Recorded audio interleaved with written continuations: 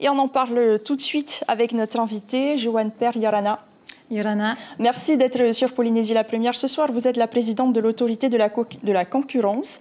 Nous allons parler des journées de la concurrence, mais d'abord, en 2019, l'APC avait dénoncé la position dominante du groupe Van dans le secteur de la distribution de boissons. Cela fait partie des critiques récurrentes aussi des consommateurs. Aujourd'hui, Auchan s'installe, mais Van continue de rester en position très dominante, notamment dans la grande distribution. Est-ce que vous allez continuer de surveiller ? Alors, j'aimerais apporter une petite clarification importante. C'est qu'il n'est pas interdit d'être en position dominante lorsque vous avez acquis cette position par vos mérites. Simplement, une fois que vous avez acquis une position dominante sur un marché, il y a des restrictions supplémentaires qui s'imposent à vous.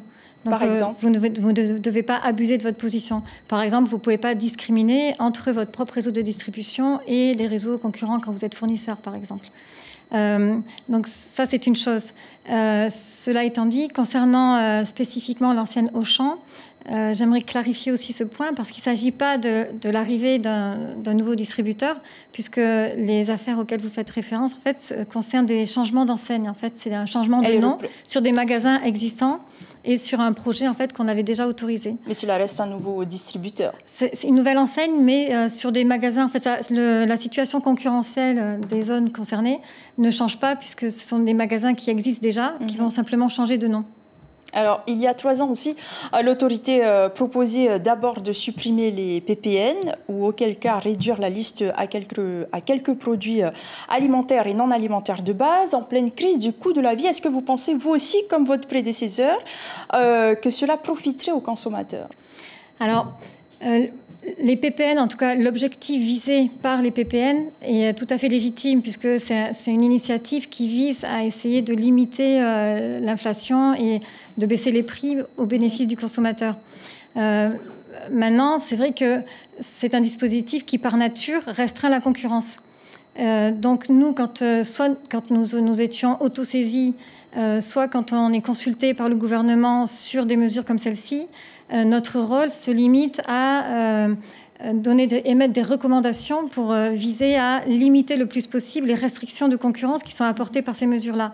Ensuite, c'est le gouvernement qui a le dernier mot, qui peut suivre nos recommandations ou pas. Alors justement, les journées de la concurrence, donc, elles ont, selon le gouvernement, pour objectif de mieux informer les juristes locaux sur les règles du jeu, entre autres. Aujourd'hui, Florent Vénère, économiste et ancien membre de l'APC, s'interroge. Est-il normal que le gouvernement fasse la promotion d'une manifestation organisée par une autorité indépendante ? Alors, par ces journées concurrence, nous avons voulu aller au contact des acteurs économiques locaux. C'est la responsabilité de notre autorité, comme de toutes les autorités de concurrence du monde, de mieux faire connaître en fait ce que nous sommes et ce que nous faisons. Nous avons eu la chance pour la première journée de cet événement qui s'est déroulé aujourd'hui d'accueillir en fait les représentants des autorités de concurrence du Pacifique qui sont venus, donc ils nous ont enrichi toute la journée de leurs expériences et des défis aussi qu'ils ont eu à rencontrer. Nous avons également eu de représentants du Forum des îles du Pacifique, donc c'était tout à fait normal que le gouvernement, en tout cas que le président, accueille et fasse un petit peu le... Et pourquoi ne pas avoir vous-même communiqué sur le sujet ? Nous avons également communiqué sur le sujet. Et je tiens à préciser également que le deuxième volet de ces journées se déroule en partenariat avec la CCISM et l'école de commerce de Tahiti. Et donc ça va se dérouler mercredi. Ça sera dédié aux professionnels du droit, donc aux praticiens et aux acteurs économiques, notamment à travers leurs juristes. Et ça consistera en une formation beaucoup plus classique, avec des sujets beaucoup plus techniques sur ce qu'est une entente, un abus de position dominante, les procédures, aujourd'hui, etc. L'autorité est-elle réellement indépendante ? Alors, pour répondre à cette question, je pense qu'il faut revenir aux fondamentaux et expliquer un peu, déjà revenir pour expliquer ce qu'est véritablement l'APC. Donc l'APC est l'organe qui est chargé d'appliquer les règles du droit de la concurrence qui, elles, sont décidées et votées par l'Assemblée de Polynésie. Nous ne les décidons pas. Et en ce qui concerne donc, notre prise de décision, oui, l'APC est véritablement indépendante. Les décisions sont rendues sans aucune pression et sans recevoir d'instructions de l'extérieur, que ce soit du gouvernement ou des acteurs économiques locaux. Et d'ailleurs, un point important à préciser, c'est que ces décisions sont prises de manière collégiale. donc par un organe de décision au sein de l'APC qui est composé de 8 membres, 5 membres permanents et 3 titulaires. Et je suis l'un des 5 membres permanents. Alors justement, pour parler du collège, quand on a un sénateur qui remet lui aussi en cause l'indépendance de l'autorité, il soupçonne le ministre des Finances de vouloir renforcer son contrôle par la nomination d'un collège à sa botte. C'est ce qui était dans son communiqué. Donc aujourd'hui, est-ce que, si vous dites que vous êtes indépendant, est-ce que l'APC doit malgré tout bien s'entendre avec le gouvernement? Alors, et je pense que c'est peut-être l'élément essentiel, c'est qu'il ne faut pas confondre indépendance et isolement.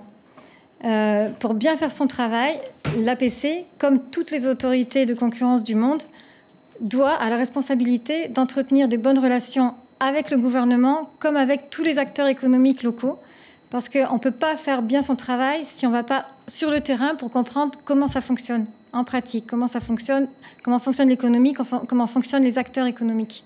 Merci beaucoup, Joanne Père, d'avoir répondu à nos questions ce soir. Je rappelle donc que les journées de la concurrence se tiennent jusqu'à mercredi. Donc. L'information en continu sur Polynésie la première, Internet et réseaux sociaux.